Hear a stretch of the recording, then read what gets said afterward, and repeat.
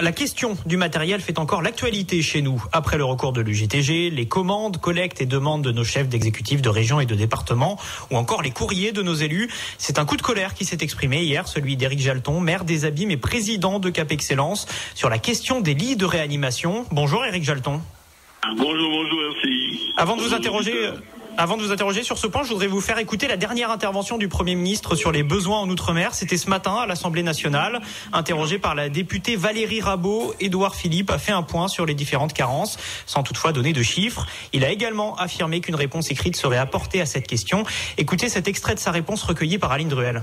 Nous connaissons la fragilité sanitaire de ces territoires. Elle n'est pas neuve, elle est ancienne. Elle est parfois contrecarrée par des projets d'investissement massifs. Vous connaissez comme moi le projet, plus exactement la construction actuellement de l'hôpital en Guadeloupe, d'un nouvel hôpital très résilient, très performant.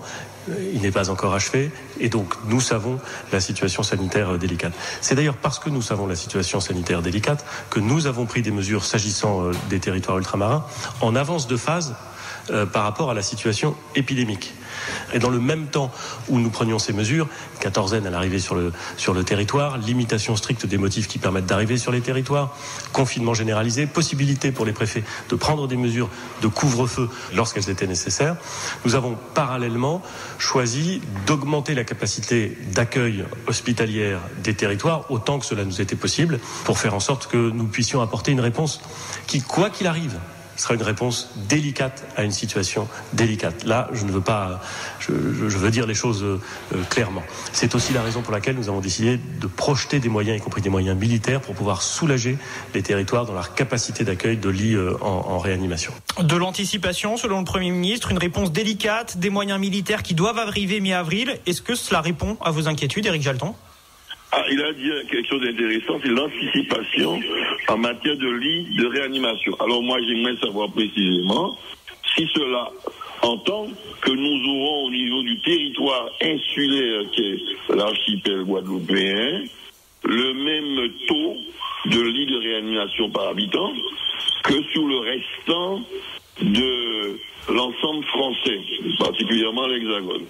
Nous savons qu'aujourd'hui, nous sommes à 6,7 lits de réanimation pour 100 000 habitants en Guadeloupe. Ce chiffre est beaucoup plus important en France. Le Premier ministre s'est engagé à porter le chiffre pour l'ensemble français, pour la France, à 21 lits de réanimation pour 100 000 habitants. Donc on est fort triplement pratiquement d'augmentation sérieuse. Mais encore faut-il qu'on sache, pour nous, quel est notre sort là-dedans? Il est évident que nous réclamons, nous exigeons en tout cas, pour ce qui me concerne, qu'on ait au moins le même traitement en termes de taux de lits de réanimation par population. Ceci est important, sinon il y aurait, parce que nous souffrons plus que l'Hexagone, d'une discontinuité territoriale en matière de prise en charge sanitaire. Oui, ce serait compliqué de faire des évacuations sanitaires comme... Bien que si vous habitez, on voit les transports qui sont même entre la Corse et la France, d'une région à l'autre, par bateau, par train, par avion, etc., militaire. On ne dispose pas de cette capacité en Guadeloupe, ni même en Martinique. Il faut qu'on se débrouille tout seul, d'autant que les pays voisins ont fait face à leurs propres problèmes de pandémie. Donc, évidemment, on doit pouvoir compter sur la solidarité nationale. Donc, dans cette nouvelle distribution de lits de réanimation, nous devons être équitablement traités, même davantage qu'un département français, compte tenu de ces contraintes insulaires.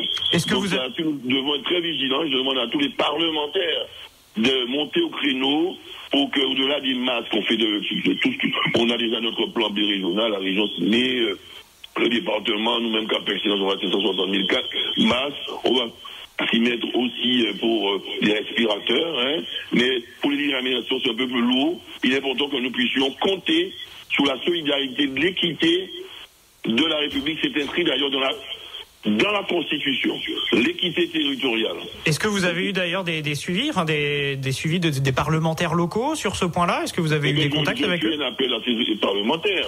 Ils montent au créneau diversement, je les félicite pour cela, mais je pense qu'il faut passer à la vitesse supérieure, surtout en ce qui concerne les lits de réanimation, c'est le stade avant de mourir. Donc c'est là qu'on peut sauver véritablement des vies. C'est c'est bien les masques pour protéger les soignants, pour protéger tout le monde. Et j'invite tout le monde à mettre des masques, même des masques artisanaux. Et sortir de ce mensonge d'État qui consiste à dire à la population que les masques ne servent à rien.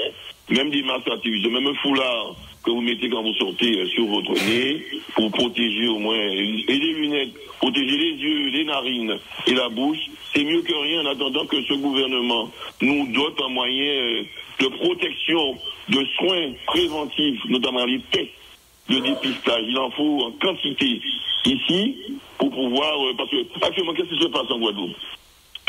On nous dit que quand quelqu'un a des signes suspects, il tousse, il a de la fièvre. C'est pas encore suffisant pour être hospitalisé. Il faut qu'il soit pratiquement, et même quand il a des difficultés à respirer, on essaie de savoir c'est combien de respirations par minute pour savoir si vous êtes déjà presque en détresse respiratoire pour pouvoir vous hospitaliser. Voilà au point où on en est aujourd'hui. Alors que si on avait des tests de détection du coronavirus, on pourrait dès la toux, dès la fièvre, tester les gens pour savoir prendre des dispositions et trier les choses, traiter de façon différenciée suivant le stade de contamination, de l'évolution de la maladie. On entend. Pas le cas aujourd'hui. On a un stade primaire, de traitement préventif et de traitement curatif. Il faut qu'on s'en sorte rapidement. Nous sommes plus exposés que les territoires continentaux de la République. On doit avoir un traitement particulier. Et tout le monde doit s'y mettre. On entend votre... Le plan B, c'est nous. On entend votre message, Éric Jalton. On doit faire pression sur l'État, mais nous-mêmes aussi nous prendre la main. Un mot rapidement, je voulais parler avec vous du confinement aux abîmes. On sait que vous avez été la première commune à demander un couvre-feu. Est-ce que ça se passe bien, rapidement? Oui, la première commune. De souvent, j'ai une formation médicale et j'ai vraiment la prévention au bout des doigts. Très tôt, j'avais demandé, avant qu'on parle de ce que vous parlez, que nous puissions empêcher à ces Italiens de zones contaminées de débarquer en Guadeloupe. On a reçu le jeudi 27 février dans la CTAP provoquée par le président de région et des croisiéristes. Et surtout pas qu'on les mélange avec des Guadeloupéens, dans cette croisière qui était un nid d'incubation de la maladie. Et bon, on l'a laissé faire pour des intérêts sans doute mercantiles, je ne sais pas polémique outre mesure. On aura l'occasion d'y revenir. Un cluster de croisiéristes, il faut le dire. Il y a un cluster de croisiéristes qui contamine comme le cluster d'évangélistes à Mulhouse, les Guadeloupéens. Et donc ceci c'est le passé. Maintenant il faut regarder en avant et se mettre ensemble, que l'État assume pleinement ses responsabilités, que nous localement nous assumions les nôtres et que tout ira mieux. Très bien. Je vous remercie Éric Jalton d'avoir été en direct avec nous dans ce Caraïbes 13h ce midi sur RCI. Et vous